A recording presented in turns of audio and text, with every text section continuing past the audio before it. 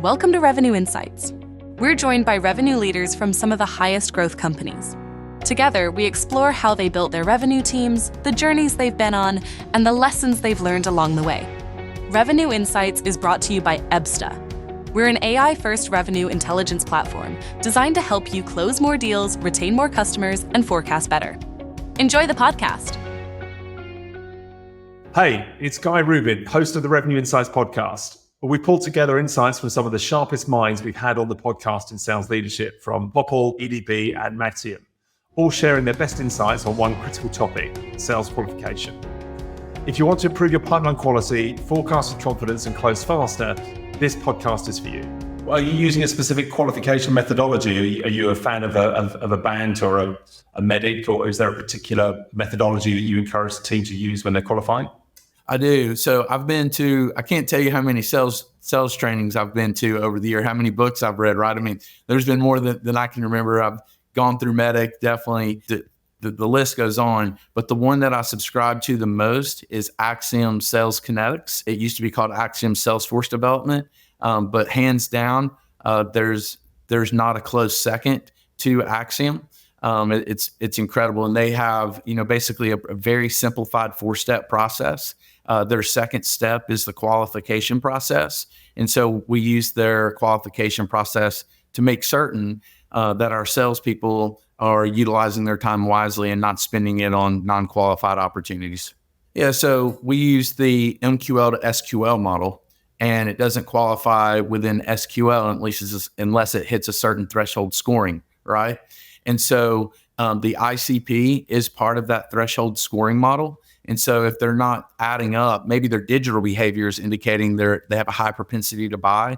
But if their ICP is not appropriately aligned, then they usually don't hit the threshold to go to SQL. So the sales are executing on them. Yeah. So, I mean, it's been wonderful because, first of all, I encountered it in the early 2000s, right? The type of sales training where you go to a weeks-long sales training, you're bought in, you have every intention in the world of using it. They give you a 25-pound 3-ring binder. You go back, you put it on top of your cube, and it does nothing but collect dust, regardless of your intention of using it. So I've seen Acxiom really go through from sticking with this incredible methodology that they have. There's not anything close to it, to evolving and focusing only on adult learning concepts. And so now their deployment method and how we deploy Acxiom is much more applicable and meaningful to the people who are using it, because instead of deploying it all in 1 week, it's deployed via their SaaS platform in small bite-sized chunks, just 15 to 20 minutes each week.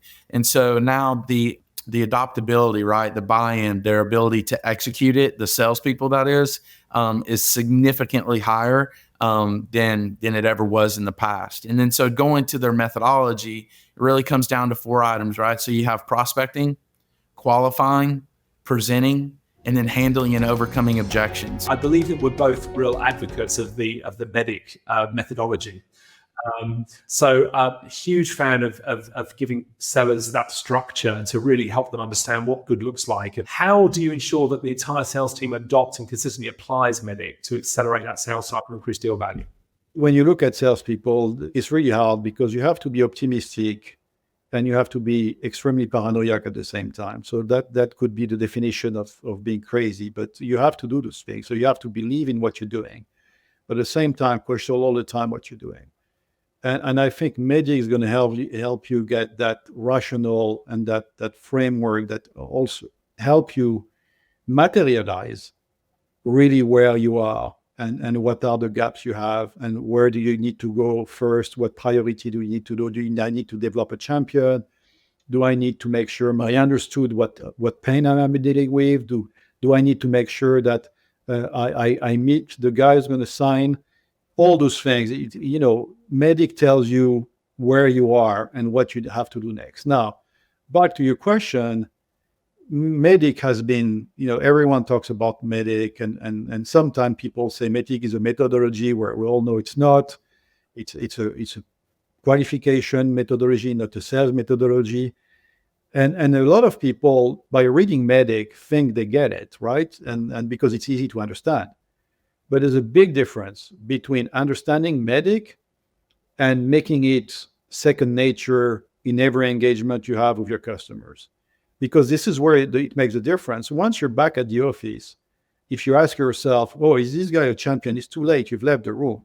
It's important when you are in the room and when you question around the table, who can be my champion? Who are the one or two guys that can be my champion? And how I'm going to do to make sure I develop those people. So I think the challenge with MEDDIC is not understanding it, but is making sure it gets inside a second nature of the rep. And that takes time. It takes time, but back to your point, it also takes alignment in the organization to make sure the SEs, the CSM, the renewal managers, the reps, everyone speaks with the same language. So the way I've approached that is, instead of rolling MEDDIC, I've approached it by reading one by one, which is almost a letter for first quarter, a letter another quarter, starting with what I think is, we would dispute is champion or identify pain, the most important one. I think identifying the pain is probably the first one that has to go, because if there's no pain, there's no reason for you to spend time here and the customer to spend time with you.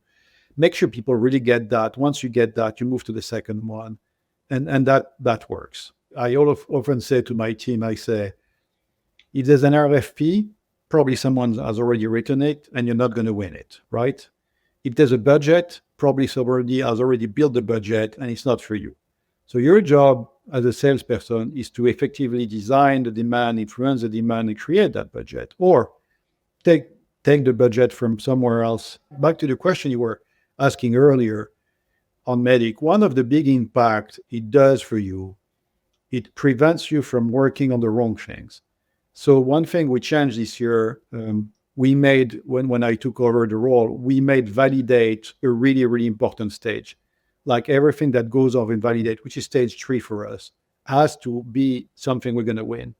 So we put a lot of pressure early in the sales cycle, and it does two things for you. One, you stop wasting time and resource on deals you're never going to win. And two, you have more time to spend time on deals that you can win and make them bigger. So really, really back to your point of pushing qualification early, asking all the questions early is really critical. I agree, Guy. That's a really, really good way to look at it. And it does something really, really important that we all see together. It removes the pink color glasses, right? Because you can talk with almost every sales guy when they come back from a customer-facing meeting. It's always amazing.